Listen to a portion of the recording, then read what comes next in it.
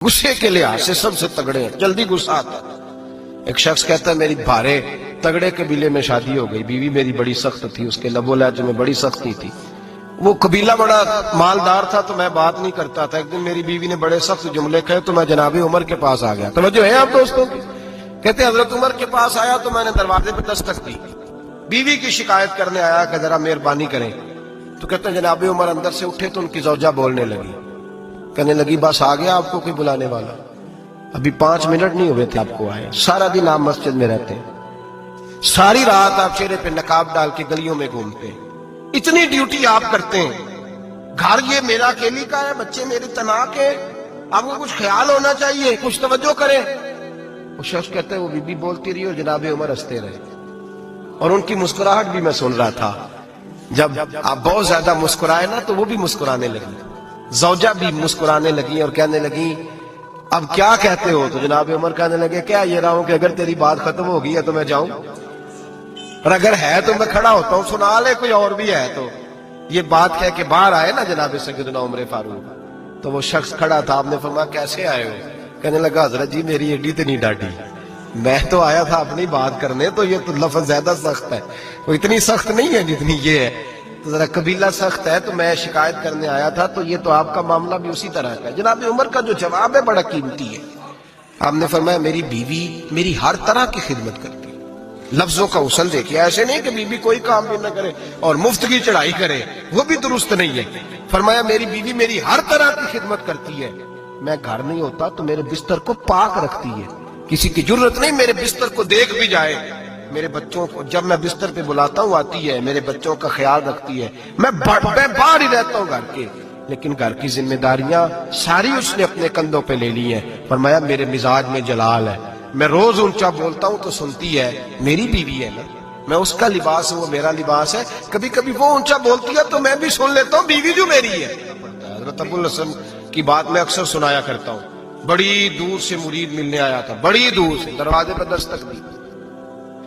वो कहता मैं सैकड़ों मील का सफर तय करके आया दरवाजा, और ये बात इतनी खूबसूरत है, मुझे इस वाक़े से इतनी दिलचस्पी है कि 2 साल पहले एक रमजान का एक दर्स था, तो एक साहब कहते हैं मैं आप वो बात बयान कर रहे थे तो मैं स्टाम लेने आया था कखड़ से बीवी को तलाक देने का, तो आप बात कर रहे थे तो मैंने ये बात सुनी तो बस मैंने समझा मेरी बात कर रहे हैं। सारे मुझे कहते थे मान जा, मेरा सास ससुर भी मिन्नत करते थे, मैं नहीं मानता था, आपकी बात सुन के मैं राजी हो गया और मैं उसको ले आया।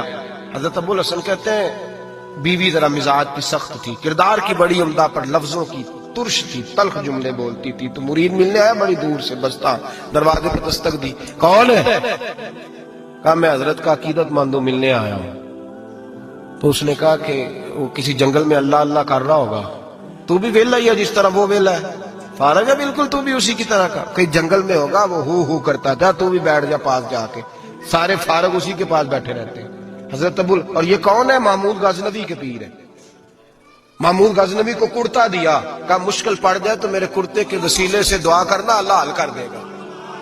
महमूद गजनवी कहता है सोमनाथ के मंदिर नहीं फतह होते थे, जब मैं थक गया हमले कर करके तो मैंने अपने पीर का कुर्ता सामने रख के दुआ मांगी, फतह हो गई। रात को हजरत अबुल हसन ख्वाब में मिले, फरमाया तूने कीमत नहीं डाली मेरे कुर्ते की, बस फतह मांगी। कहा हुजूर फिर? फरमाया मेरा कुर्ता रख के कहना था या अल्लाह सारे हिंदुओं को मुसलमान कर दे, अल्लाह ने मुसलमान कर देना था। इतना बड़ा शख्स, और घर में आल के दस्तक दी तो बीबी कहती है कौन है? कहा मिलने आया था, तू भी फारग है? उसने कहा जी मैं तो बड़ी दूर से आया हूँ।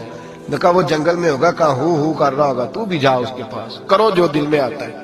तो कहते हैं मैंने कहा कुछ भी नहीं बेचारा, जिसका घर ही हाल कोई नहीं, तो कुछ भी नहीं है, कोई शय नहीं, छोड़ो, लेकिन अब आया हूं बड़ी दूर से तो मिलना तो पड़ेगा। कहते मैंने जंगल की तरफ मुंह किया, शाम हो रही थी तो शेर पे बैठे हुए, शेर पे बैठे आ रहे, फिर मेरे दिल में ख्याल आया कि बीवी राम होती नहीं और शेर को लगाम डाली हुई है, क्या वसवसा आया।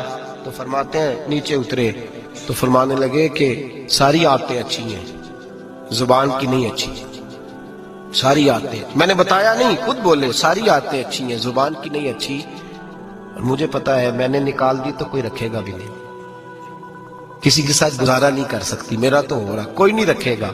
फरमाने लगे मैं उस बद जुबान से उसने सलूक करता हूं, अल्लाह ने बेजुबान मखलूक मेरी फरमा बरदार कर दी।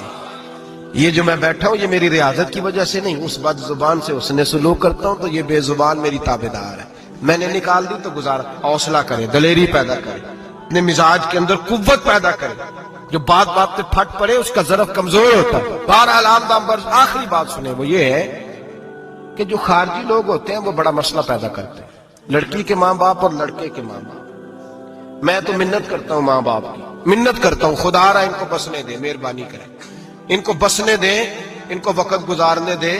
وہ ناراض ہو گئے، میاں صاحب نے کو برا بھلا کہا، تو اب انسان کا مزاج ہے، وہ جب دکھی ہوتا ہے تو کسی کو دکھ سناتا ہے۔ تو اس نے بیوی نے فون کر دیا اپنی بہن لاہور والی کو کہ میرا میاں ہے، تو اس نے کہا میں تو پہلے ہی ابا جی نے کہا سی یہ بندے نہیں چنگے، میرا تو میں جیسے کہتی ہوں ویسے ہی کرتا ہے۔ میری بہن حوصلہ کار، میں تو اس دن بھی آئی تھی تو فلانی عادت مجھے بڑی بری لگی تھی، تو میں تو تیرا گھر ہے، تو اس نے اور بارود بھر دیا، لاہور بیٹھ کے ایسی تیلی پھینکی ہے کہ ساری رات گھر جلتا رہے گا۔ او خدا را معافی دے دو ان کو معافی دو، تم نے تو دور رہ کے ان کو غلط گائیڈ کرنا ہے تو انہوں نے کٹھے رہنا ہے۔ یہی حال لڑکے کے دوست نے اپنے دوست سے کہا یار بھابی تمہاری بات نہیں سنتی، تو اس نے کہا یار چھوڑ، تو نے کہا شادی کر لی ہے میرے والی، میں گھر جاؤں تو سانس بند ہو جاتے، چاہے پوچھتی بھی نہ ہو سیدھے منہ سے، جھوٹ بولے گا، اس کا گھر تباہ کرے گا، حالات خراب کرے گا، چاہے روز اس کا حال اپنا برا ہوتا ہو۔ چاہیے کیا؟ میرے نبی کریم علیہ السلام نے فرمایا دو لوگوں کی صلح کرانے کے لیے تجھے غلط بات کہنی پڑتی ہے تو کہہ دے، اللہ تجھے اس پہ بھی اجر عطا فرمائے گا۔ ان کو کہے کہ یار کوئی بات نہیں، انسان کے کبھی رویے کچھ ہوتے ہیں، کبھی کچھ ہوتے ہیں، کبھی اندر کوئی ٹینشن ہوگی تیرے ساتھ، ان کو اچھا گائیڈ کریں، اس لیے کہ ان دونوں نے اکٹھے رہنا ہے، تم نے تو فطور ڈال کے نکل جانا ہے۔ میرے نبی پاک علیہ السلام کی حدیث سنیں، حضور نے فرمایا لعنتی ہے وہ شخص جو مرد کو عورت کے خلاف اکساتا ہے اور عورت کو مرد کے خلاف اکساتا ہے، وہ لعنتی ہے، وہ کوئی بھی ہو، مائیں بھی اور باپ بھی اور بہنیں بھی، سارے اس بات کا خیال کریں، غلط فکریں دماغوں میں نہ چھوڑیں۔ آپ اپنا گھر بسائیں گے، سائڈ پہ ہو جائیں گے اور یہاں تباہی اتر جائے گی۔ مہربانی کریں، گھر ٹوٹتا تب ہے جب باہر والے فساد برپا کرتے ہیں۔ میں ایک جملہ اکثر کہا کرتا ہوں، میاں بیوی کا اپنا جھگڑا نہیں ہوتا، جب بھی ہوتا ہے کسی تیسرے کی وجہ سے ہوتا ہے، اور جب گھر ٹوٹ جاتا ہے تو مصیبت اس کے لیے ہوتی ہے، خامند کے لیے یا بیوی کے لیے۔ اور یہ جو گھر ٹوٹتے ہیں تو سب سے زیادہ شکار وہ نونہال ہوتے ہیں جن کو باپ کی بھی ضرورت ہوتی ہے، ماں کی بھی ضرورت ہوتی ہے۔